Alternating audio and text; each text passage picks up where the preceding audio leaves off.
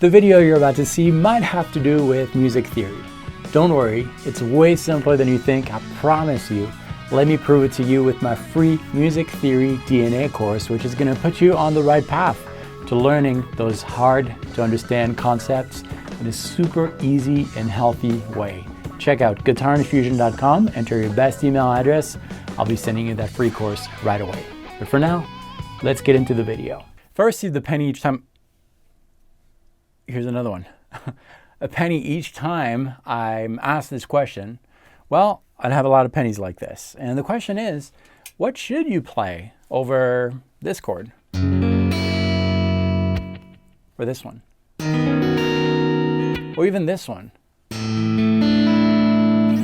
It's way simpler than you think. I'm going to teach you how to do it, the thought process behind it. Grab your guitar. Let's play a little bit after this.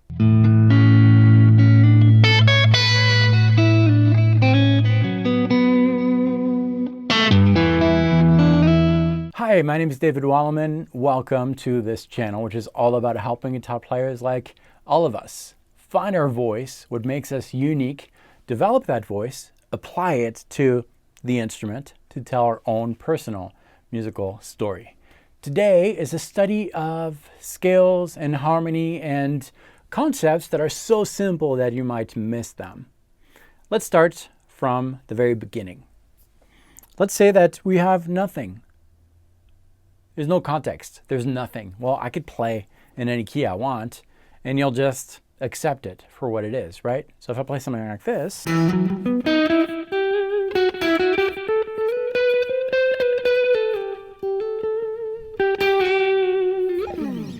that kind of establishes the mood, right? And you're accepting that. I'm bringing you into that story. There was nothing else, and from nothing, we created something.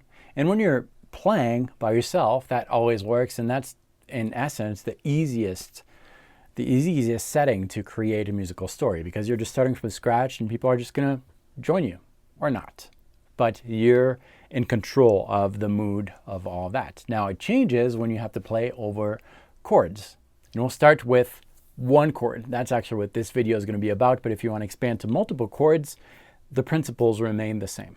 As soon as you have to play over something else, you no longer have really control over the setting of the musical story. You're joining a story that is already established.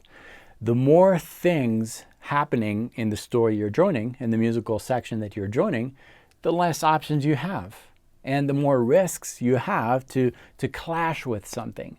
Now, the simplest setting, we just played over that, that's from silence. You're completely in control. Now, if we just have one note, let's say we have an A that is maybe played an octave higher for, to add more interest to that, but that's all you have to play over. You just have one note to play over. Anything you play will be attracted to what's that A vamp that we have, something like this, for example. Anything you play will be attracted to that, but you just have one note to worry about. So if you play this,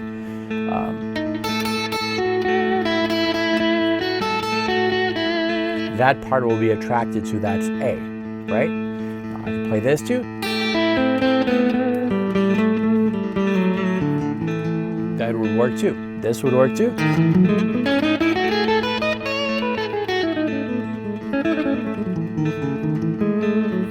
There's a lot of chances that you play something that will fit what is happening in the background if what is happening in the background is made of one note.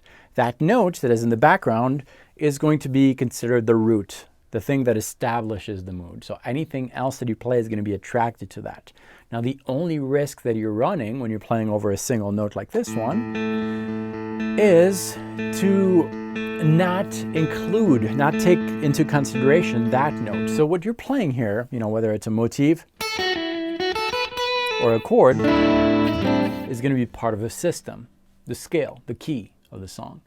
What we heard in the back, that is the root, that is the attraction. Right now there's only one note, that's the root, that's the context. So anything you play will be measured to that. So if you play, and this happens to be an A, so if you play these notes, those notes become something because of what is in the back. So if A is the root, and you're playing a musical element that is not built with A in the root, that doesn't even have an A in the the scale that you're using, that's when things are really going to clash. So for an example, if we consider the A on the low E string 6th fret right here, and you're playing a scale that does not have an A at all, and you build a musical element around that over this, that's where things are going to clash.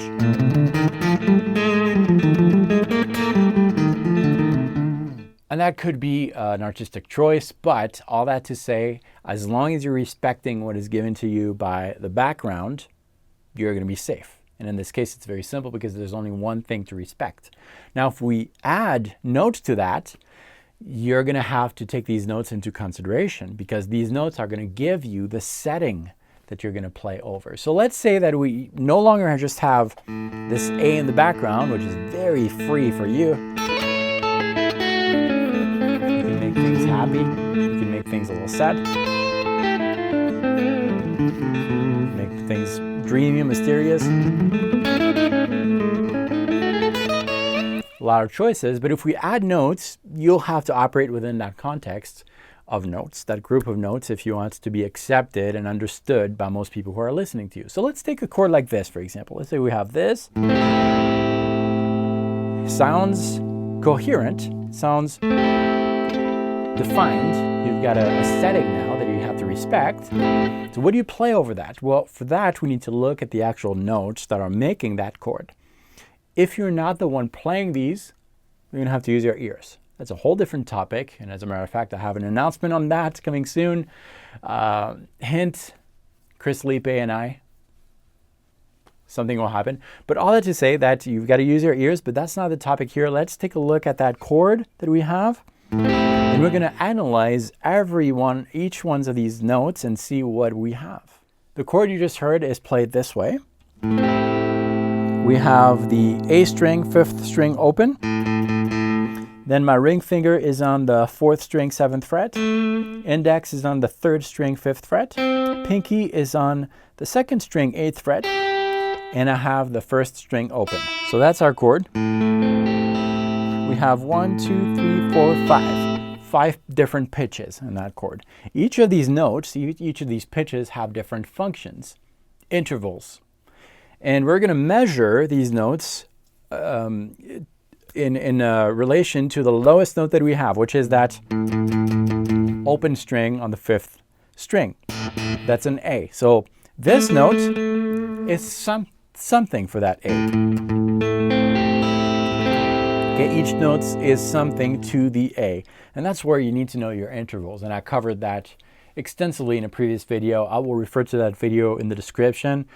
Watch this video till the end so that it makes sense, so that you don't lose the flow, and then check out the interval lesson. But for now, that's what we have. And if we analyze every note here, we have a root, that's A. We have, what is that? Well, if you follow the shape of your intervals, which again is covered in a previous video, I'll link to that. But that note is also a root, so far we don't have any new information here. Then we have this note. That note, if we measure the distance between this and this, we have a minor third. Okay, so far root, minor third.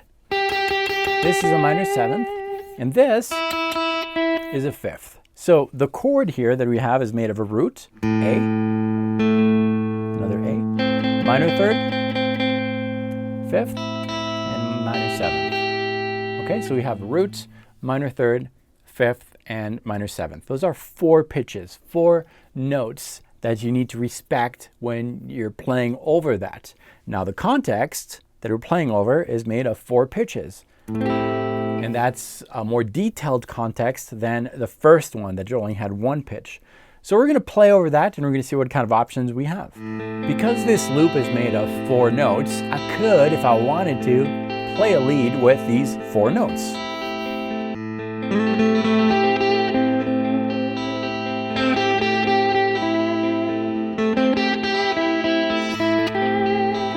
Not super colorful, right? But it still works. Nothing clashes. All right, so we said that we had a root, a minor third, a 5th, and a minor 7th. 4 notes. In Western music, we can have 7 possible notes, 7 possible intervals. We can actually have more, but typically we'll consider that we have 7, a 7-note scale. We're missing a 2nd. We're missing a 4th. and we're missing a sixth. And if we add the 4 notes of our chord, root, minor third, fifth, and seventh, that's 4. A second that is missing to the chord, a fourth that is also missing, and a sixth that is also missing, we'll have a 7-note scale, and we can operate within that scale to create more details to our story, to add more details to the story. Now, there are multiple types of seconds, multiple types of fours, and there's different ones. Which one are you going to use? Well, if there's no indication in what you're hearing as to which second to use, whether that indication is within the chord that you're playing over, or you also have to listen to the other chords, which right now we're not dealing with. But if you don't have any indication as to what second to use, it's up to you. You can use a minor second or a major second. Same for the fourth. You can use a perfect fourth or an augmented fourth. And same for the sixth, a minor sixth or a major sixth. You get to pick whatever you want. So for now, we'll add to our loop that is root, minor third, fifth, minor seventh. We'll decide to add a major second, a perfect fourth, and a minor sixth. That's our root. That's our minor second that is not in the chord, but it doesn't clash because it's not indicated in the chord. Minor third that is heard in the chord. Perfect fourth, fifth, minor sixth, minor seventh. That's a 7-note scale. 1, 2, 3, 4, 5, 6, 7. That's our musical alphabet. That's the key that allows us to join the story that is already heard here. So I'm going to improvise a little bit with that 7-letter alphabet, 7-note scale over this backing track, and we'll just hear what it sounds like.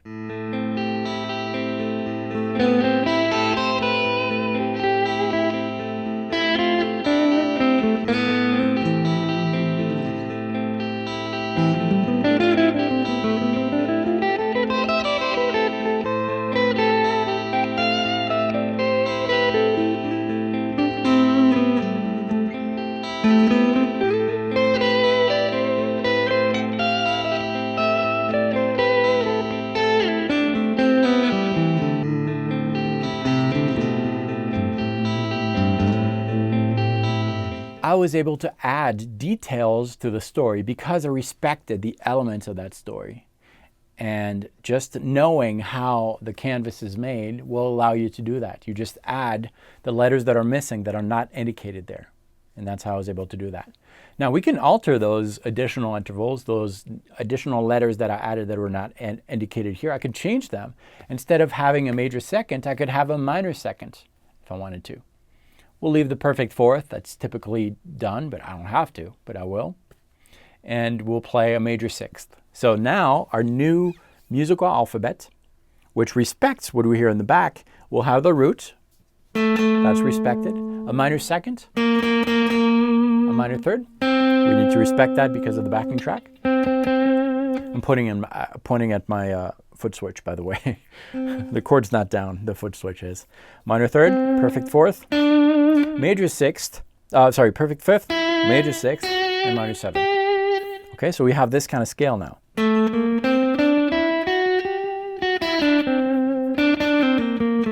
And I can do that because I'm respecting the elements of the backing track. So let's give that a try. It's going to give it a different flavor, but it will still work.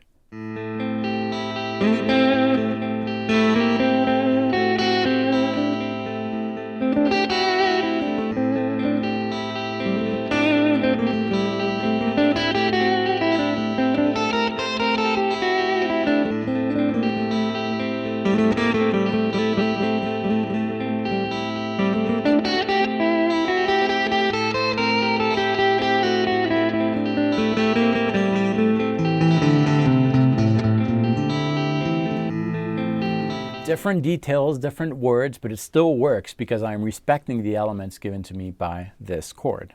Let's try something else. Let's say you're playing and you discover this chord. Different, right? You like it? Cool. We're going to try to find some words that fit that. So here's how we play that chord. It's the same zone of the fretboard from the previous chord. It's right here. We have the same root. So 5th string, open, that's an A. Then the pinky is going to go on the 4th string, 7th fret. Ring is going to go on the 3rd string, 6th fret. And then the index is going to bar strings 1 and 2 on the 4th fret. So that's our chord. Okay, we're going to analyze that chord, and we have A as the root. This is also an A. Okay, so far nothing new. Then we have a major 3rd. This is an augmented 4th. And this is a major 7th. So we have 4 notes here. We have a root, a major 3rd, an augmented 4th, and a major 7th. We need to respect these 3 notes. If I wanted to play a lead that would always work, well, if I want to take out the guessing work, sound boring, but I would just follow these notes, I can.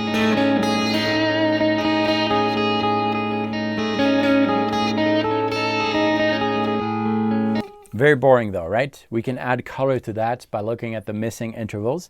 And in this case, we're missing a second. So I could play a minor second or a major second. It's up to me. A minor second would sound like this.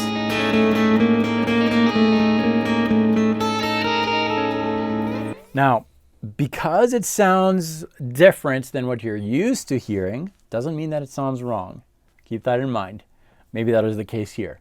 But eventually, you might get used to that interval, that sound, and you might like it. But this is not a wrong option because it's not indicated by the chord. So we have a missing second. I could play a minor second or a major second. We have a 3rd that's major, so it needs to be respected. If I played a minor 3rd, it clashes, right? So I need to play a major 3rd. The 4th is indicated. It's an augmented 4th. So I need to play that augmented 4th. If I play a perfect 4th, clashes, right? So far, the only freedom I have here is for the 2nd. Minor 2nd, major 2nd. The 5th, that's mine to choose. It's not indicated by the chord. I could use a perfect 5th if I wanted to. Now, could you play a diminished 5th?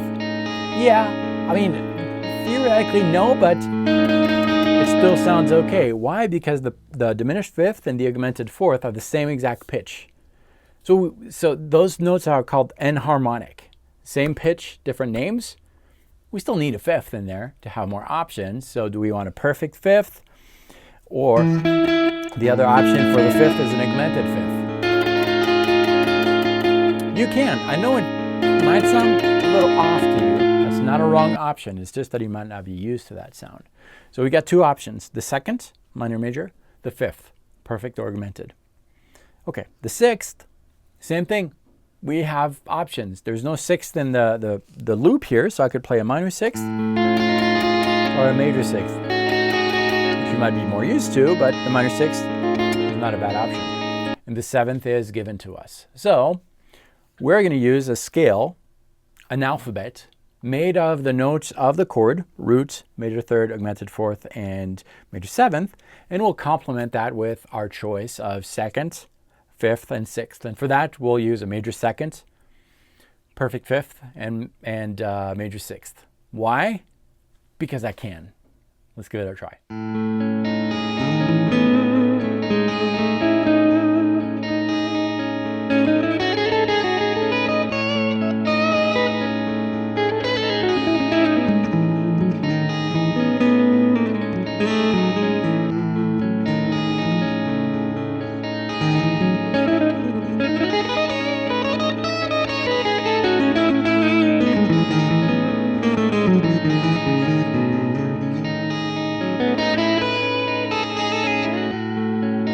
That's how improvisation works. You need a few key concepts. You need to understand how to find your intervals on the fretboard, and you need to hear and understand what is going on the track that you're playing over, but that's basically how it works, just mash musical elements.